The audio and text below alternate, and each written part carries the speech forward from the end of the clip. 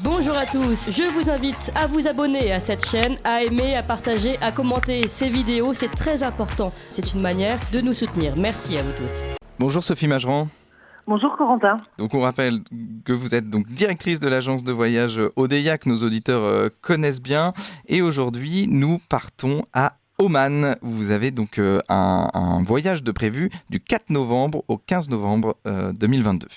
Absolument. Et d'ailleurs, nous en avons un autre également prévu du 20 janvier au 31 janvier 2023. C'est-à-dire, on va basculer dans l'année prochaine.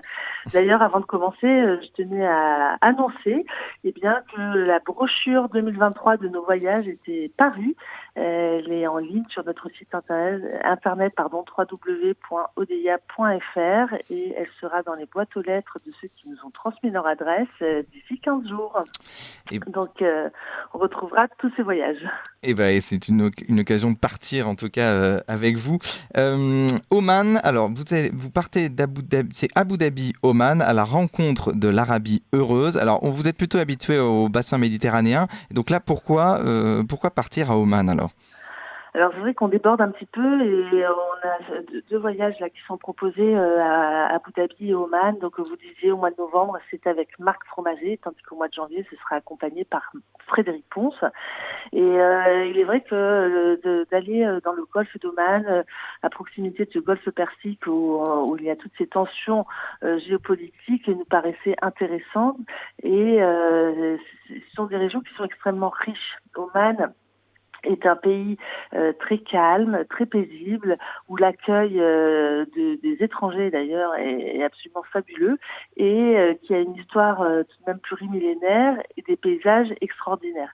Et donc c'est un voyage au cœur de cette Arabie heureuse, comme on l'appelait dans l'Antiquité. C'est vrai que cette péninsule arabique est aujourd'hui peut-être fait peur, mais dans l'Antiquité, cette péninsule arabique était riche de son encens.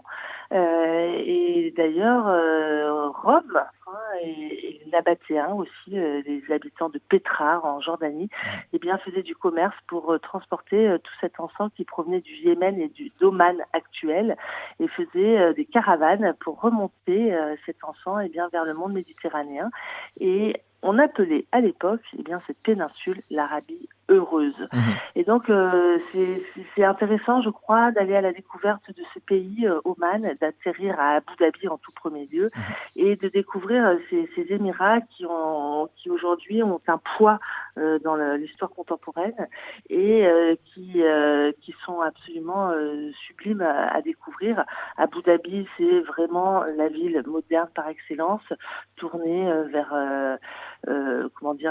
des défis qui sont actuels, mais vous avez également Oman qui permet de conserver et surtout de découvrir des petites villes d'oasis dans les montagnes qui sont absolument superbes, où l'on voit dans ce sultanat d'Oman une ancienne capitale, par exemple Nizwa, qui est tout à fait pittoresque avec son enceinte de terre séchée. C'est vraiment intéressant, où se trouvent des demeures presque inchangées depuis la nuit des temps. Il y a également un fort très très imposant qui remonte au XVIIe siècle, avec des tours, etc. Et puis les souks aussi qui sont assez emblématiques. Et outre le fait de toutes ces villes avec un certain patrimoine, vous avez également des sites naturels du premier ordre. Et notamment, les fameux fjords de Moussandam, figurez-vous. C'est assez extraordinaire. Ça donne sur le golfe d'Oman. Et vous avez là, des fjords qui ont été façonnés il y a des millions d'années. Alors, des fjords, pour nos auditeurs, est-ce que vous pouvez rappeler ce que c'est ? Ce sont d'anciennes vallées glaciaires rempli d'eau. Donc vous voyez qu'il y a eu des grands mouvements et des grands changements de température dans ces régions-là.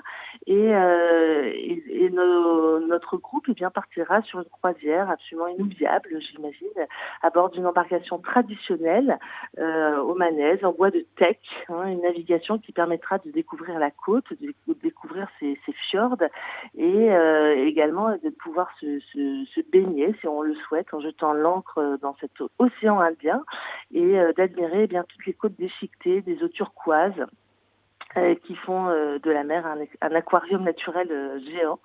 Il y a la possibilité de nager pour ceux qui le souhaitent dans les criques. Et c'est vrai qu'on a déjà proposé ce voyage. Bien sûr, à chaque voyage, nous faisons cette excursion dans les fjords de Moussandam et c'est un petit peu, si vous voulez, le point d'orgue de chaque voyage. Et au retour, nous nous arrêterons également à Dubaï pour visiter et découvrir également le nouveau musée de Dubaï dans un très très beau fort. Et j'ai omis de dire également qu'à Abu Dhabi, nous visiterons le Louvre à Abu Dhabi. Vous savez qu'une antenne du Louvre a ouvert à Abu Dhabi il y a quelques années. C'est dans une architecture tout à fait contemporaine. Très intéressante. Et donc, bien sûr, nous nous arrêterons à Abu Dhabi pour visiter cette annexe du Louvre en plein désert. Magnifique. Donc, un voyage qui allie en même temps la tradition du Moyen-Orient et en même temps de voir des villes, Abu Dhabi et Dubaï, qui sont très modernes. Alors, c'est tout de même, il y a une tradition évidemment culinaire au Moyen-Orient. Qu'est-ce que vous allez manger à Oman et entre Abu Dhabi et Oman?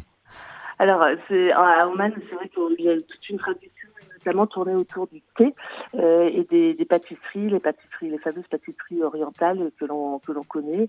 À Oman, la population est extrêmement accueillante, extrêmement calme, civile, très très vraiment d'une gentillesse extrême envers les visiteurs.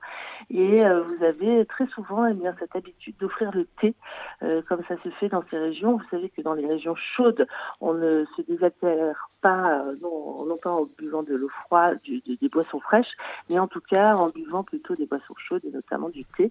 On est déjà tourné très très fortement vers l'Orient, vers l'extrême-orient et vers l'Inde.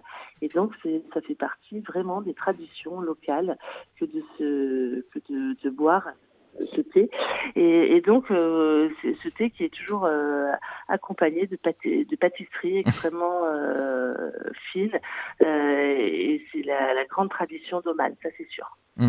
Et donc évidemment, nous sommes au Moyen-Orient, donc d'un point de vue spirituel, parce que Odeya est plutôt une agence spirituelle, là vous allez découvrir aussi l'islam du Moyen-Orient, des mosquées. Oui, bien sûr, c'est vrai que dans les capitales, les grandes villes, enfin dans toutes les villes, mais également par exemple la Mascate, c'est la capitale d'une blancheur de porcelaine, comme le nom l'indique. Vous avez la mosquée du sultan Qaboos qui est remarquable par son architecture, il est vrai, qui est très très intéressante, qu'il faut visiter, c'est un des points de passage obligé. Ces voyages, accompagnés par Marc Fromager ou Frédéric Pons, se veulent être aussi une réflexion, si vous voulez, sur la géopolitique du moment. C'est vrai qu'on est à Abu Dhabi, à proximité du Golfe Persique, et il est intéressant